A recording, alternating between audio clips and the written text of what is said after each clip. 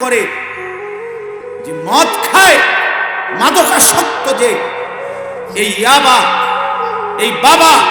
এই ট্যাবলেট, এই ইনজেকশন অথবা এই গাঁজা, যে চাই এই সমস্ত নেশাখোর, মদখোর, গাঁজাখোর, আল্লাহ নবী বলেন যে নেশা করতে থাকে অচিরেই এই জঘন্য জানোয়ার এই অবস্থায় পৌঁছে যে এটা বলতো শরীর শিহরে ওঠে। আল্লাহ নবী বলেন যে নেশা করে এই নেশাখোর, গাঁজাখোর, মদখোর অচিরেই তার অবস্থা এমন হয় সে আপনজন ওয়াকা আলা আম্মাতিহি ওয়া খালাতিহি,